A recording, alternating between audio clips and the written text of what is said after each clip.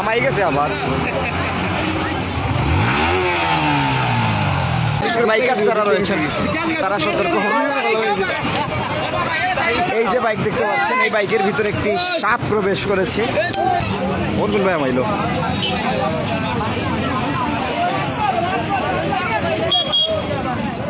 আবার হয়েছিল ভাই প্লাসটা যদি রিটার্ন মারিতাম ইনস্ট্যান্টলি।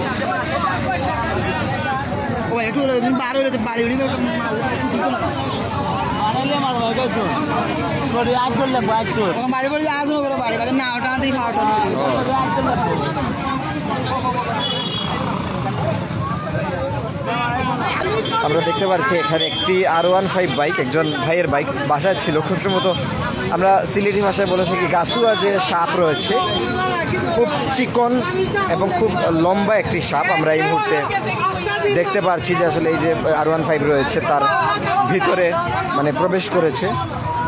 এখন দেখা যাক যে এটাকে একটু আগে শুরুতে আমরা দেখতে পেরেছি যে আসলে এটিকে বের করা হয়েছে, বেরিয়েছিল, তারপর আবার পুনরায় এই বাইকের মধ্যে আবার প্রবেশ করে ফেলে, যেমনটা দেখতে পাচ্ছি। বিশেষ করে যারা বাইকার্সরা রয়েছেন আপনারা সচেতন হবেন।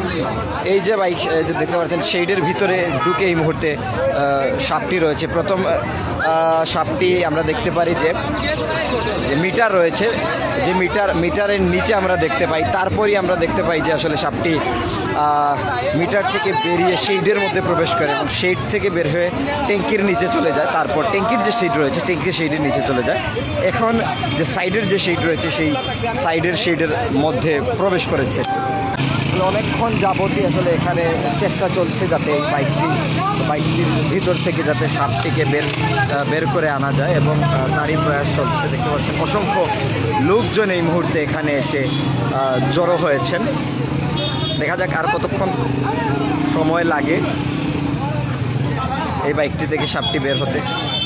যতটুকু বোঝা যাচ্ছে এটি বিষাক্ত একটি সাপ। সাপটা আসলে খুব বিষাক্ত সাপ, দেখতে চিকন কিন্তু অনেক লম্বা সাপটা। এই মানুষের গুঞ্জনে সাপটা বয়ে বেরোচ্ছে না, এটা ভিতরে রয়ে গেছে। আপনারা দেখতে পাচ্ছেন পরিস্থিতি থমথমে, মানুষজনকে তো বলা সত্ত্বেও ওরা যাচ্ছে না, রাস্তা ব্লক হয়ে যাচ্ছে। এখন যে এই অবস্থানেই রয়েছে, দেখা যাক কি করা যায়। আমরা যাচ্ছে যে সবাইকে নিরাপদে দূরত্বে সরে যাওয়ার জন্য বলা হয়েছে এবং দেখা যাক সাপটি মানে বের হয় কিনা।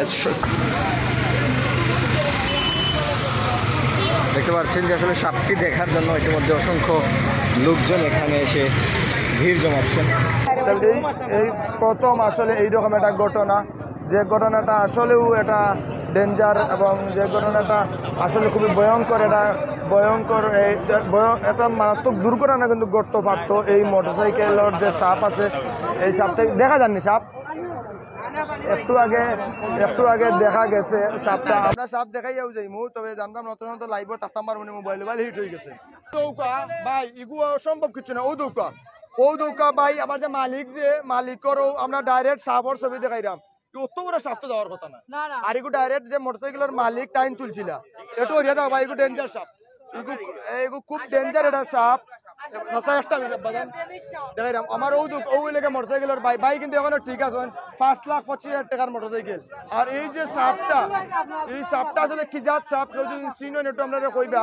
ভাইয়ের ছবি তুলছে, অন্য ছবি তুলছেন আপনি একটা ভাই, গাড়ির ছবি 100% আছে, খুব ডেঞ্জার এটা সাপ। এখন তো সাপ দেখে আমিও ডরে গেছি। মোটরসাইকেল খান্ডা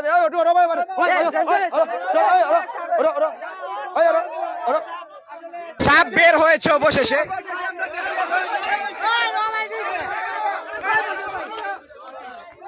এই যে সাপ,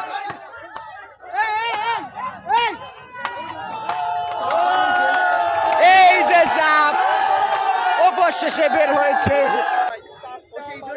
প্রায় 1.5 ঘন্টা সময় পরে ও যে R15 মোটরসাইকেল দেখরা, ও মোটরসাইকেল থেকে সাপ বার হয়েছে। সাপ প্রায় 3 ফিট লম্বা একটা সাপ।